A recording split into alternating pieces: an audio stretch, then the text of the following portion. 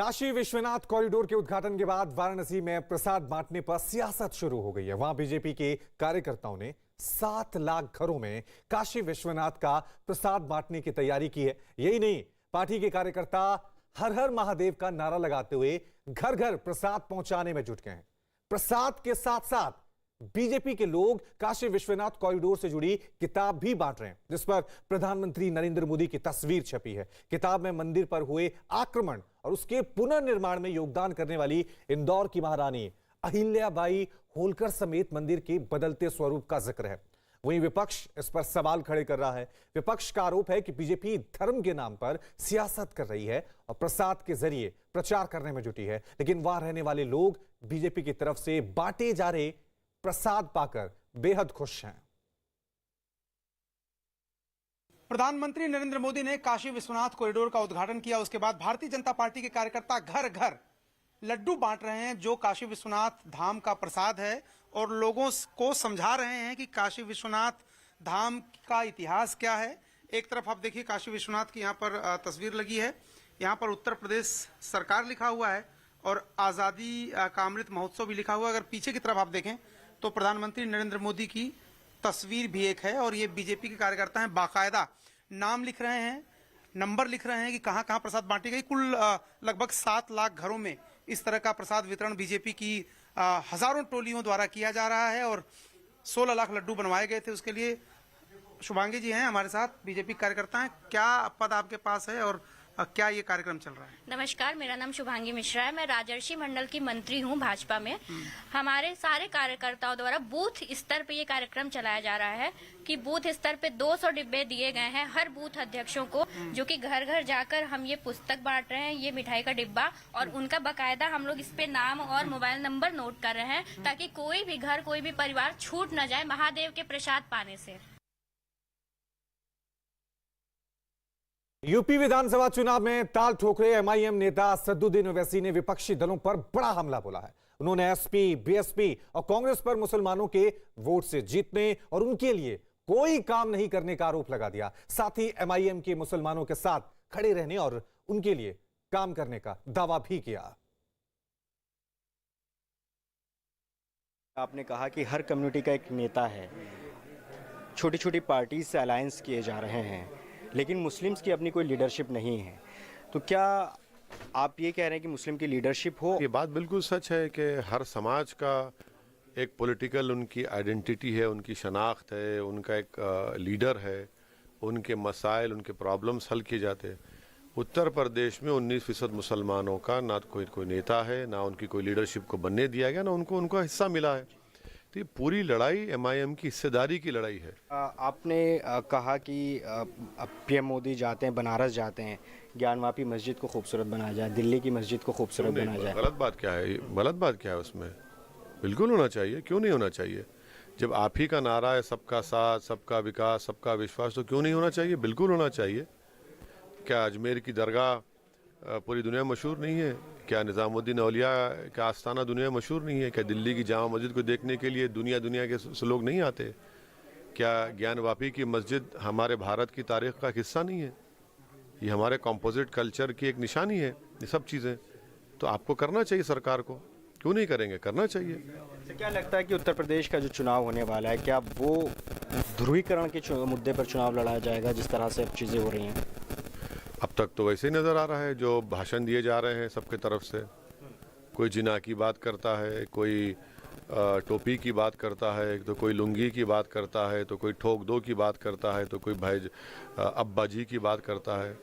तो यही तो बातें इन सब से कौन कर रहा है? हम तो नहीं कर रहे हैं। हम तो खुला कह रहे हैं कि हम भारत की जमहूरियत में, पार्टिसिपेटिव फॉर्म ऑफ डेमोक्रेसी में मुसलमानों को उनका हिस्सा मिलना चाहिए, जब जमहूरियत मजबूत होगी। बीजेपी जो सरकार बनाती है वो मुसलमानों के वोट से नहीं, हिंदुओं के वोट से सरकार। आपने बहुत इसको खुलकर इस बात को कहा।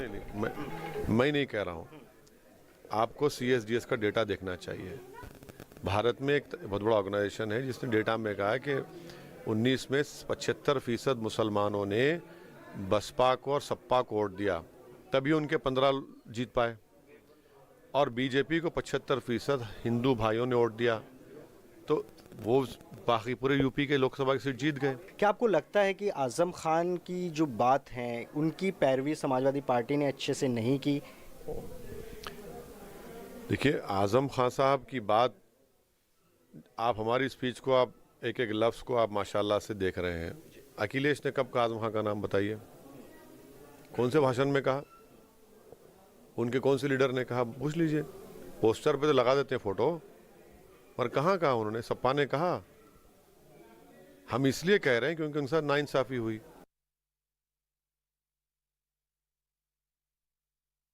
वहीं ओवैसी के बयान पर बीजेपी नेता मुख्तार अब्बास नकवी ने भी प्रतिक्रिया दी है। उन्होंने दावा किया कि बीजेपी सरकार ने न सिर्फ मुसलमानों के लिए बल्कि सभी के लिए विकास के कई काम किए हैं। हमारे साथ बीजेपी के वरिष्ठ नेता और अल्पसंख्यक कल्याण मंत्री मुख्तार अब्बास नकवी साहब हैं। सर, अब हम देख रहे हैं कि जिस तरह से चुनाव आगे बढ़ रहा है, धर्म को लेकर वोट मांगे जा रहे हैं और धर्म को लेकर राजनीति हो रही है। देखिए, भारतीय जनता पार्टी ने इस secular, so called secular syndicate के धर्मनिरपेक्षता के राजनीतिक छल को समावेशी विकास के राष्ट्रवादी बल से ध्वस्त किया है। सर, ओवैसी ने अपने चुनावी रैली में ये कहा कि मुसलमान कब करवट लेगा, कब जागेगा। क्या इस तरह से चुनाव प्रचार होना, क्या आप इसको किस नजर से देखते हैं? करवट ले चुका है और ऐसे मनोरंजन मानुषों को उनकी जगह पहुंचाने के लिए करवट ले चुका है। ये भी कहा जा रहा है कि जो मुस्लिम नेता बाकी पार्टियों में हैं, बीजेपी समेत, वो मुसलमानों के हक के लिए काम नहीं कर रहे हैं। ऐसा है, अब मुसलमानों के हक के लिए, हम देश के हक के लिए काम कर रहे हैं और मुसलमान जो है वो इस देश का बाशिंदा है, इस देश का नागरिक है। देश की तरक्की के साथ उसकी तरक्की जुड़ी हुई है।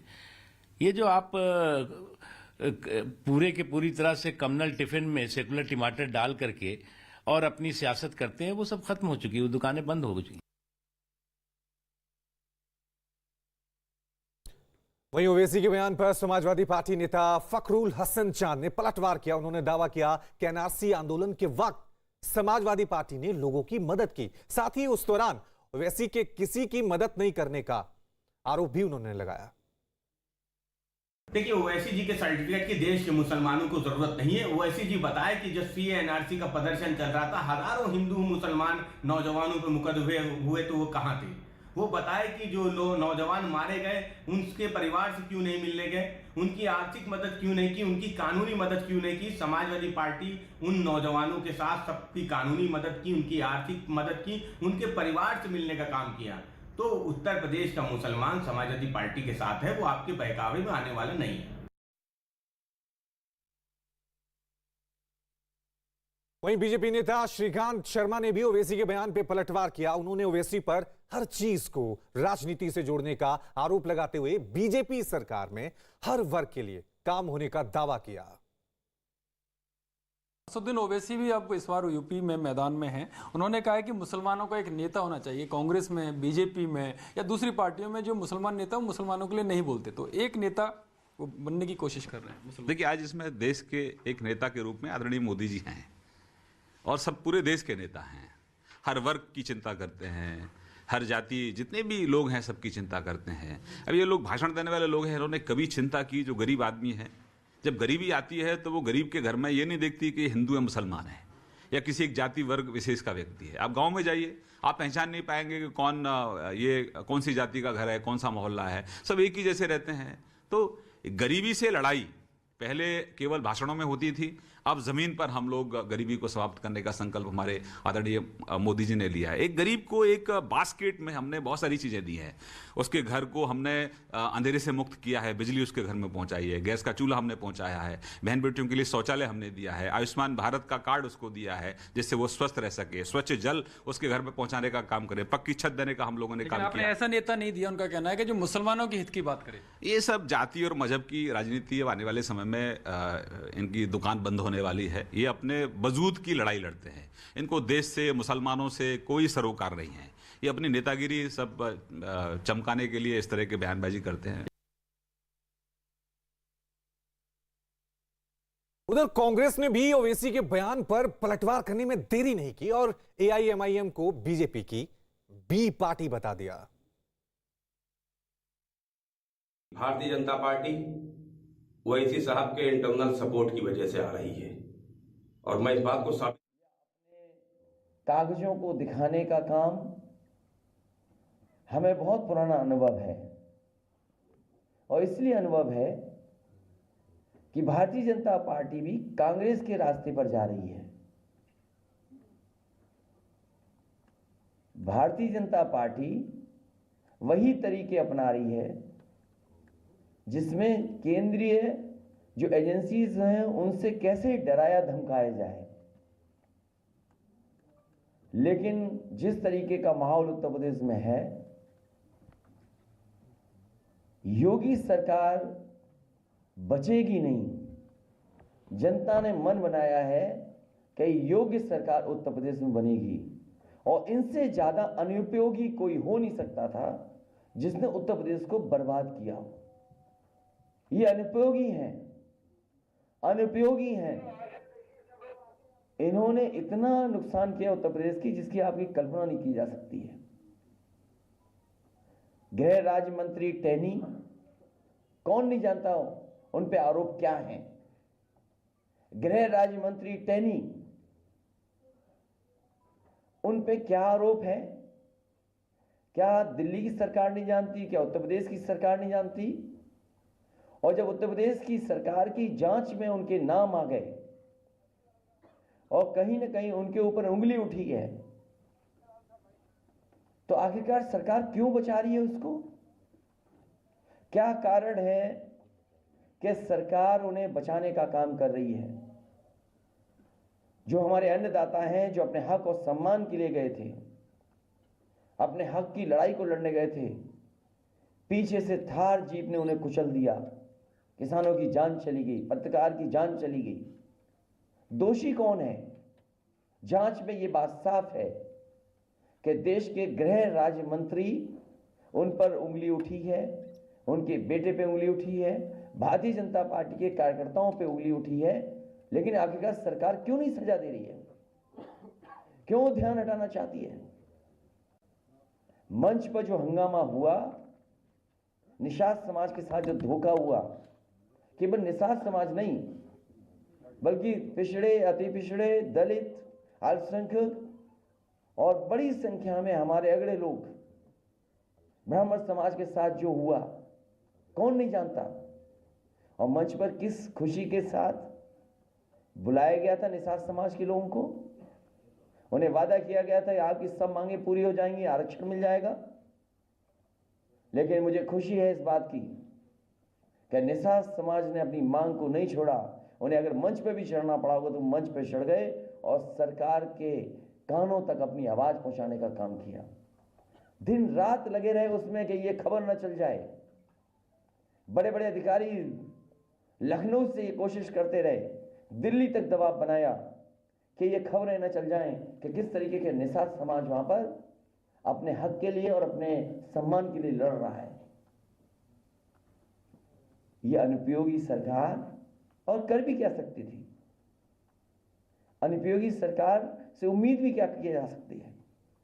याद कीजिए जिस समय सरकार बनी थी इनकी, इन्होंने गंगा जल से मुख्यमंत्री आवास धुलवाया था, गंगा जल को पूरे मुख्यमंत्री आवास में छिड़कवाया था। कभी किसी मुख्यमंत्री ने ऐसा नहीं किया होगा जैसे ये अनुपयोगी मुख्यमंत्री ने करके दिखाया। पूरे के पूरे मुख्यमंत्री आवास में गंगा जल से छिड़काने का काम हुआ था। और जब मुझे याद है सुप्रीम कोर्ट का फैसला आ गया, माननीय सुप्रीम कोर्ट का फैसला था कि जो पूर्व मुख्यमंत्री हैं उनके घरों में वो रह नहीं सकते हैं। उस समय मुझे याद है कि नेताजी इन्हीं अनुपयोगी मुख्यमंत्री से मिलने गए थे। जब मेरी जानकारी में ये बात आई तो मैंने उस समय भी रोका था नेताजी को कि आप मत जाइए इस मुख्यमंत्री से मिलने के लिए।